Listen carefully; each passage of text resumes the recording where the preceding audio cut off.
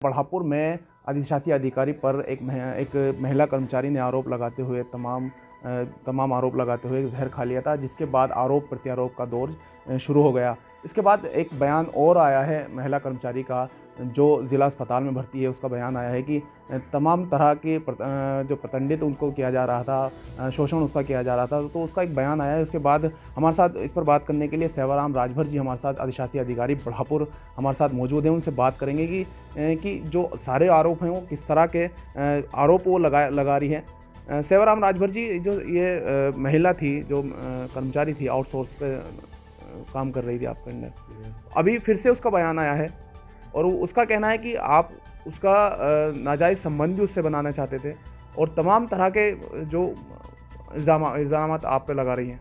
देखिए, ये सब तो आरोप एकदम निराधार है। जो भी चीज़ें हुआ है विभागीय हित में हुआ है। गबन का मामला प्रकाश में आया, उसको पैसा जमा कराने के लिए लगातार कहा भी गया, पैसा कुछ जमा भी की है, कुछ जमा नहीं कर पाई है, लेकिन उसको नौकरी निकालने का डर था। उस वजह से अपने बचाव के लिए ये सब चीज़ें कर रही है। ये सब समस्त कर्मचारियों के सामने जो भी बात होती थी, और यहाँ हमारे यहाँ आप देखें कैमरा भी है, CCTV लगा हुआ है। तो ये सब चीज़ें, और दूसरे ये मैं यहाँ 1.5 साल से हूँ। क्या गबन के जब मामला आया, जब मैं कार्रवाई करने लगा जमा, तो उसके पहले क्या कभी ढंग से कोई उसने आरोप लगाया? जबकि यहाँ के लोगों ने बताया कि इसके पहले भी वो कई लोगों के ऊपर इस ढंग से आरोप लगा चुकी है। ये तो जांच के विषय है। अब आगे सर, आरोप जब पहले भी आप बता रहे हैं आरोप लगाएं, तो ऐसी महिला को आपने नगर पंचायत क्यों रखा? क्या कारण रहे हैं कि वो नगर पंचायत में फिर भी आउटसोर्सिंग पर काम करती रही? पहले भी आपने बताया कि पहले भी कई तरह के मतलब लोगों पर आरोप उनके द्वारा नगर पंचायत के कर्मचारियों को भी और ठेकेदारों पर भी आरोप लगाए गए। देखिए, अब किसी यहाँ हमारे यहाँ तो लिखित में मेरे पास ऐसा नहीं आया, लोगों की प्रकरण जब आया हमारे पास, अब लोग कह रहे हैं कि ऐसा आरोप पहले कई लोगों के पास लगा चुके थे। मुझे वास्तव में जानकारी थी नहीं, और मैं किसी के चाहे चरित्र हो, जब मैं ध्यान भी दे रही हूँ कैसा है। यहाँ पर्सनली मैं किसी के चरित्र पे नहीं कुछ उंगली उठा सकता हूँ, मेरा अधिकार नहीं है। वो तो जब ये प्रकरण हमारा आया संज्ञान, तो लोग कहने लगे साहब, तो 2 साल पहले भी ऐसा मामला था, 1 साल पहले ऐसा था, 3 साल पहले था। लेकिन जो मैं कार्रवाई किया हूँ, मेरे पास एविडेंस है तमाम। मैं वैसे कार्रवाई नहीं करता हूँ। ये देखिए, उसके नाम पे रसीद बुक है जारी, उसका साइन भी है। ये रसीद संख्या पूरा गायब कर चुकी है। इसमें लाखों रुपये गबन का मामला आएगा। इसकी रिसीविंग रसीद है, ये भी इसमें उसने खुद लिख के भी दिया, हाँ मेरे माध्यम से ही वो जारी हुआ था। ये पब्लिक को उसने जैसे दिया है। अब जमा हुआ 22,000 रुपये वहाँ पब्लिक के दिए है, यहाँ पर 2,000 रुपये जमा की है। ऐसे इसकी तमाम रसीदें पब्लिक भी मेरे सामने आ रही है। साहब भी तो हम लोगों के साथ भी इससे गड़बड़ी करती थी, क्योंकि ऐसा मामला बड़ा कई जगह ऐसे। ये रसीदें आपको कहाँ से मिली सर? ये रसीदें हमारे यहाँ एक स्टाफ में वही उसने ही दिया है। उसने यह एक जमा होता है प्रति, इन गलती से नहीं किया। इस सब यहाँ 17,998 रुपये रसीद काटा। पब्लिक के तो बिल इतना काट दी, विभाग में जमा की केवल 2,000 रुपये। साफ तौर पर उनका इनकार है कि मतलब जो रसीदें आप दिखा रहे हैं वो उनकी नहीं है। साफ तौर पर इनकार रिसीविंग होता है, जो रसीदें किसी को दिया जाता है तो उसका रिसीविंग होता है, और रिसीविंग आप साइन बनवा लीजिए। रिसीविंग के सब साइने हैं, ऐसा नहीं है। ये देखिए रिसीविंग है, ये नाम लिखा गया है, ये भी इसकी रिसीविंग है, इसकी रिसीविंग है। आप मैचिंग कर दीजिए। ये तो पुराना 2018 मेरे पहले का मामला है, 2018 में से ली। ये रसीद बुक ही पूरा गायब कर चुकी है। ये देखिए 2018 का मामला है, ये भी पूरा गायब कर। अब चूँकि ऑडिट हो रहा है, रसीद बुक 1.5 साल तक चलता रहता है। तो अब ये पब्लिक जो झूठ बोलेगी नहीं, पब्लिक के देखिए कम से कम 10 रसीदें। एक आउटसोर्सिंग पर महिला, उसका साफ तौर पर कहना है कि आउटसोर्सिंग पर मैं काम कर रही थी, मुझे क्यों टैक्स का पैसा मतलब वसूलने के लिए मुझे दिया गया? ये ईओ सेवाराम राजभर की लापरवाही है कि जो मेरे ऊपर झूठा इल्ज़ाम लगा रहे हैं। मैंने कोई टैक्स वसूली नहीं की।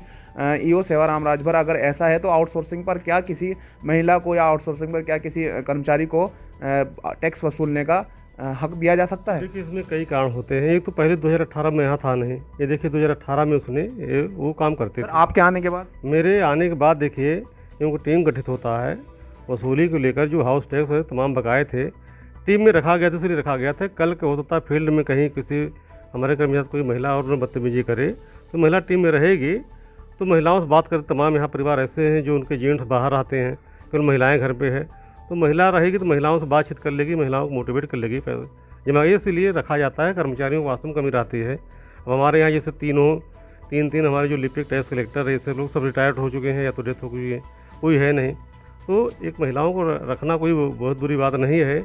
ये विभागीय सहयोग के लिए ही रखा जाता है, कोई ऐसा नहीं है। सहयोग के लिए ठीक है, लेकिन टैक्स वसूली क्योंकि बहुत बड़ी जिम्मेदारी है। देखिए टैक्स वसूली मैंने बताया नहीं, जब टैक्स कलेक्टर रिटायर हो गए हैं उसके 2018 से काम करी, मेरे आने के बाद नहीं शुरू की है। उस समय तक काम कोई गबन का मामला ऐसा नहीं आ रहा था या कोई ध्यान न दिया रहा होगा।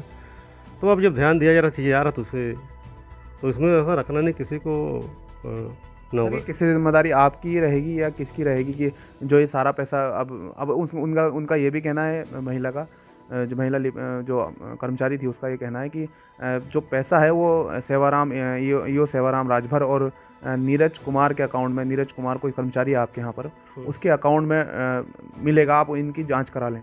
जांच कराने की वो अपील कर रही है। देखिए तो पहली बात ये आप देखेंगे, ये खुद लिख के दी है, स्टाम्प पे भी लिख के दी है कि नहीं मैं अपने निजी खर्चे में इस्तेमाल की हूँ। दूसरी साइन की है, हर जगह साइन उसका है कि हाँ मैंने उसका काटा है। वो इस पेपर को वो नकार रहे हैं। वो कह रहे हैं कि मुझे दबाव में लेके 4 आदमियों ने मुझे घेर रखा था, नासिर, नीरज और कालू उर्फ योगेश और एक और किसी कर्मचारी का नाम ले। बात ये एफिडेविट 1 तारीख का है, 1 तारीख की एफिडेविट लगा रही। ये घटना 8 तारीख के है। 8 तारीख का मामला जब और से बचा हुआ था, उसको कहा गया है, तब वो जो झूठा आरोप लगा रहे हो। दूसरे घेरने क्या, ऑफिस में कमरा के देखिए, ये भी है। 5-6 कर्मचारी के साथ में सबसे पूछा जाता है, जिसकी जो जवाबदेही और जिम्मेदारी होती है। महिला सरासर निश्चित झूठा आरोप लगा रही है, अपने बचाव के लिए वो करना चाहती है। दूसरे कुछ ठेकेदारों के खिलाफ मैंने यहाँ FIR करवाया था और वो ठेकेदार भी उससे संपर्क करके उसको मोटिवेट भी कर रहे हैं, उसको भड़का भी रहे हैं, उसको इस्तेमाल करें उस महिला का। तो सर मतलब क्या लगता है कि भारी व्यक्ति उसको महिला को भड़का रहे हैं, वो जितना भी आरोप लगा रही है, झूठे आरोप लगा रही है? अभी तक मुझे ये जानकारी मिली है, कल भी कुछ लोगों ने कहा, आज भी, कि उसके संपर्क में जिसके खिलाफ हमने FIR किया था उसमें से एक ठेकेदार वहाँ जाकर उसको झूठा कि इस ढंग से कहो तभी तुम बचाव करेगी, वो फंसेगा, इसका ट्रांसफ़र ताकि हो जाए। यहाँ बहुत सख्ती से काम कर रहा है, हम लोग को भी जेल पहुँचा देगा। और तो यही सब चीज़ें हैं, यहाँ अपना साजिश लोग रच रहे हैं। किसी प्रकार से यहाँ न रहे, विभाग में जैसे पहले जब होता रहता तो वैसे होता रहे। एक पैसे को लेके एक ऑडियो का भी जिक्र किया उन्होंने कि मेरे पास एक ऑडियो है नीरज और सेवाराम राजभर की। अब वो ऑडियो के बारे में मैंने मतलब हमने कहा भी कि भाई उसको सार्वजनिक कर दो, लेकिन उनका साफ तौर पर कहना है कि वो कोर्ट में सार्वजनिक करेंगे। ऐसा क्या ऑडियो हो सकती है सर? भाई देखिए, मुझे तो जानकारी है नहीं, आप मुझे पता चल रहा अगर होगा तो माननीय न्यायालय पे सबको भरोसा होना चाहिए।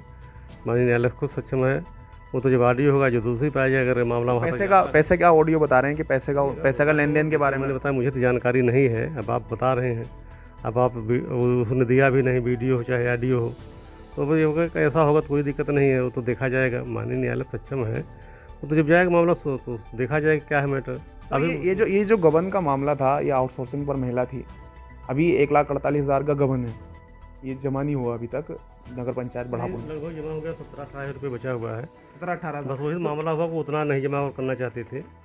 हाँ तो सर ये 17-18 हज़ार रुपये मामला था कि क्या जो आउटसोर्सिंग का ठेकेदार है उसके ऊपर कोई कार्रवाई की जाएगी आपकी तरफ से? ये देखिए इतना बड़ा मामला है, क्योंकि जो रिसीव की है, जो टैक्स काटी वो कर्मचारी, महिला कर्मचारी काटी है, वहाँ ठेकेदार नहीं काट कर, ठेकेदार काम करना रखना, और अगर वो कर्मचारी काम ठीक से नहीं कर पा रहे है या नहीं कर पा रहा, उसके खिलाफ हम या जो भी यहाँ जिम्मेदार अधिकारी होता है वो लिख के देता है, भाई ये काम ठीक नहीं करा, उसको निकाल दिया जाए। तो उसमें डायरेक्ट ठेकेदार की कोई गलती नहीं होती है, गलती जिसकी। ठेकेदार ने अभी तक लिख के दिया कुछ है? ठेकेदार ने उसको निकाल दिया है, सीधी बात है। महिला को तो जब ये जाना प्रकरण आया, हमने कहा ये चीज़ें हैं इसको, हाँ तो उसको निकाला, फिर महिला ने अपना लिखा दिया होगा, उस ठेकेदार की जिम्मेदारी है, हमें उस महिला सब काम नहीं लेना है, क्योंकि ये चीज़ें सिद्ध हो चुका है। मैंने बताया, देखिए सब जगह, क्योंकि दोषी जो साइन किया है वो ये तो है नहीं कि अब 2018 में नहीं था, उसने साइन किया है कि 18 में दबाव। उसके बाद ये देखिए पहले मामला है, ये सब लिखा गया है, ये नवंबर 19 का मामला है, 19 का है, तब तक तो कोई ज़बरदस्ती साइन करवाया नहीं। साइन आप मैच करवा लीजिए, जितने हैं। पब्लिक नहीं झूठ बोलेगी, पब्लिक भी हमारे पास आज 3-4 दिन के अंदर 20-25 पब्लिक आई, ये दिए, सब एविडेंस दे रहे हैं साहब, हमारे यहाँ भी रसीद काटे थे, लेकिन 5,000 जैसे 5,000 रुपये उसने काट दिए, जमा की है 500 रुपये उनके नाम पे। तो तमाम चीज़ें साइन है, ऐसा नहीं एक जगह गलती, एक दो झूठ बोल सकती है, लगातार हर जगह नहीं झूठ बोल सकती है। और मेरे पास सब एविडेंस है, मैं विभागीय कार्रवाई करूँगी, जो कानूनी कार्रवाई होता है। अभी तक कहाँ तक मतलब आपने शिकायत इसकी की गई है और कहाँ तक इसका प्रक्रिया आगे चल रहा है? जो मुझे सूचना देना था, मैंने सूचना अपने उच्च अधिकारी को। FIR मतलब दर्ज करा दी गई है? नहीं, अभी नहीं, वो तो देखिए पुलिस का काम होता है, हमें सूचना देना काम होता है। FIR पुलिस से डायरेक्ट नहीं करती है, एक बार जांच जरूर करती है, एविडेंस देखती है, एविडेंस दिया गया है वो तो पुलिस पर भी आरोप लगाए कि सेवाराम राजभर ने मेरा मतलब जो मैं एफआईआर कराने गई थी थाने, तो मेरा एफआईआर दर्ज नहीं होने दिया, इस वजह से मैं एसपी कार्यालय यहाँ पर। देखिए हर चीज़ के रिगार्डिंग है, करीब ऑफिस में ही यहाँ 11:15 बजे तक रही है।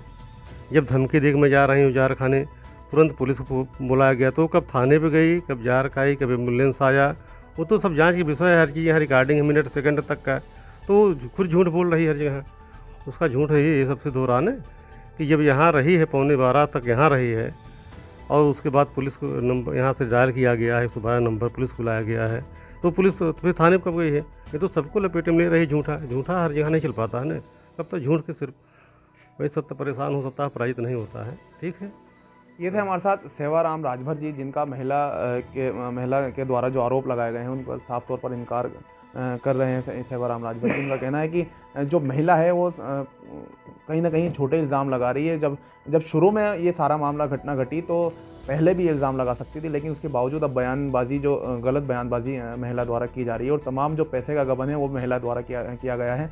और जो आउटसोर्सिंग पर ये पहले से महिला थी, वो लगातार जो सारा प्रकरण है, जो गबन का प्रकरण है, वो शुरू से करती चली आ रही थी। और जो अभी सेवाराम राजभर जी ने तमाम रसीदें जो मीनू देवी द्वारा जो तमाम रसीदें टैक्स की काटी गई हैं, जो उनका साफ तौर पर इनकार करना था कि मैंने कोई भी टैक्स की रसीद नहीं काटी है, वो भी हमें दिखाई हैं। और इस मामले में अब आगे क्या होगा, ये कोई अधिकारी या कोई जांच का विषय है। क्या नाम है आपका, पहले ये बताइए। मेरा नाम नीरज कुमार है।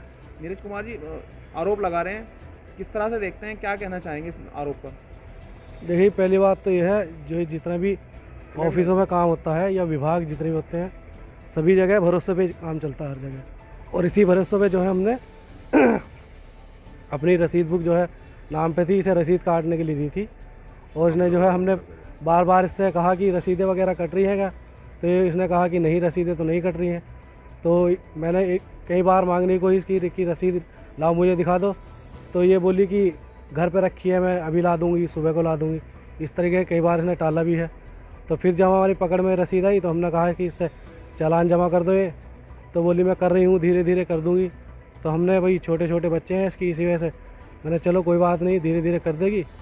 और इसी वजह से जब फिर ईओ साहब की संज्ञान में ये बात आई तो हमने इस पर दबाव बनाया थोड़ा कि जल्दी कर दो भाई। तो लेकिन इसने तब भी जमा नहीं करा, तो फिर हमने अपने पास से ही जमा किया था इन्होंने चालान जो बचा हुआ था। टैक्स वसूली ये है, कोरोना में जो है लगभग मई जून के महीने से इसे रसीद थी इसके पास, तब से जो है ये करी थी 1-1, 2-2 रसीदें काट के, और जो है रसीदें गायब भी की है इसने।